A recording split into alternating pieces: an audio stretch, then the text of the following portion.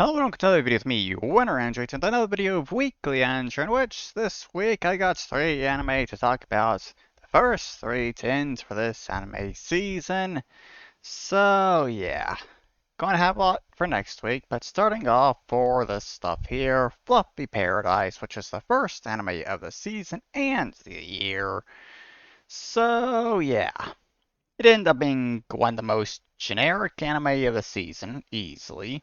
And really, I kind of enjoyed it at first, when it's kind of more just a simple, wholesome anime, basically. But as it started focusing more on the plot with the story and all that, my enjoyment kind of started going down because it was just kind of a dumb story, I feel like.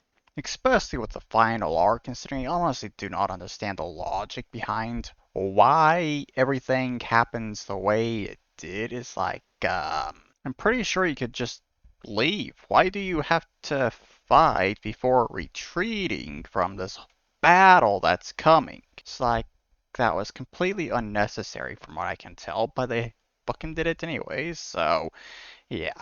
And also another part that may kind of makes the whole story side of things a bit dumb is the fact that Nima is still a kid. So, yeah.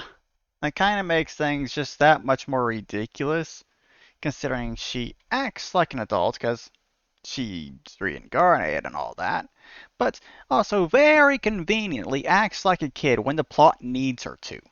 So, yeah, there's really no consistency on how she acts, to be honest. Because whenever the plot needs her to start acting like a child, she'll start acting like a child. But yeah, don't really have all that much to say for Fluffy Paradise. So moving on to the next thing, which is Chained Soldier, in which the Japanese name clearly has the word slave in it, but for some reason that's not in the English name for some reason. I wonder why. But overall, with this anime, I think it was a pretty good, ecchi anime despite all the censorship and everything. And considering the censorship, when you compare it to Gushing Gore Magical Girls, which airs this season, which I haven't actually watched, only skimmed through like 2, 3 of the episodes basically. But really, just comparing the two of these here, it's like you can just take the first episode of Gushing Gore Magical Girls, have Utena represent Gushing Gore Magical Girls, while the Magical Girls are the representation of Chained Soldier here, and it's perfect when it comes to showing where they stand when it comes to ecchi. It's like Gushing Gore Magical Girls, from what I can tell, just from the little bit I've skimmed through, it just fucking kicks Chain Soldier's ass, considering this ecchi stuff in this is pretty tame.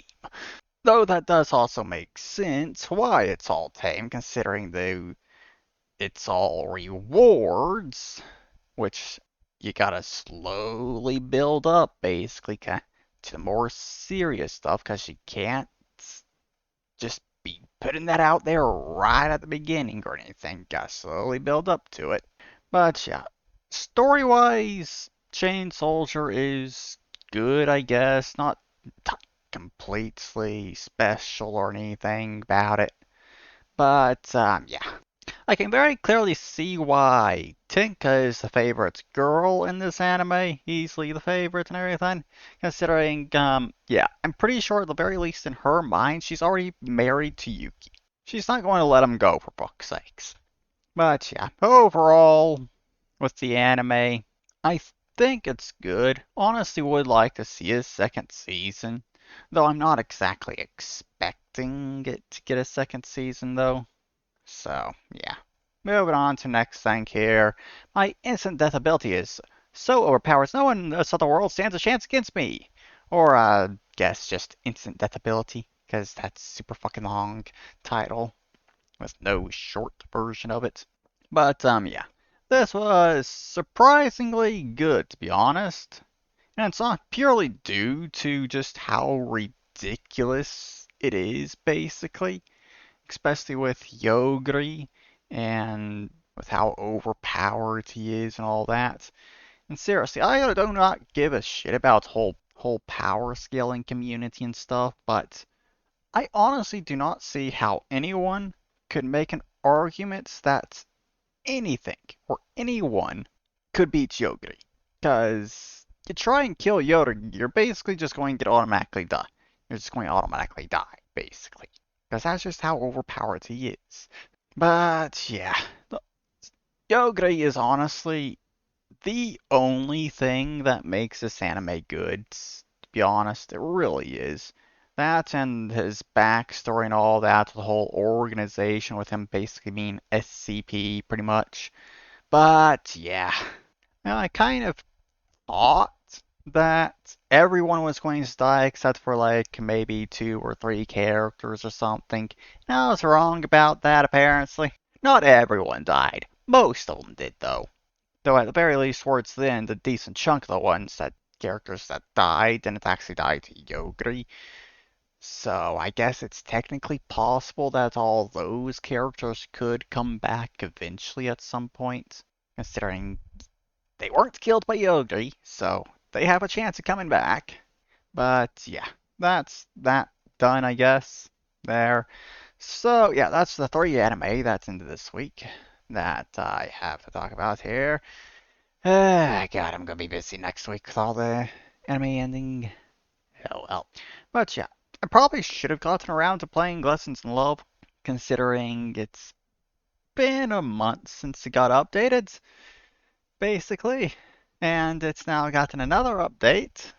So yeah, got two updates to worth of content to go through, so basically means 2 days I have to spend playing the darn thing, because basically each update adds a day's worth of content for me to go through. God.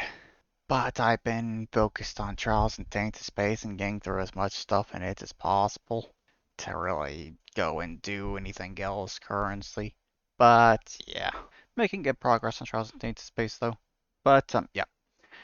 It's History 2 videos with the whole Portugal series on the version 5.6 of the Mega Mod being done, basically.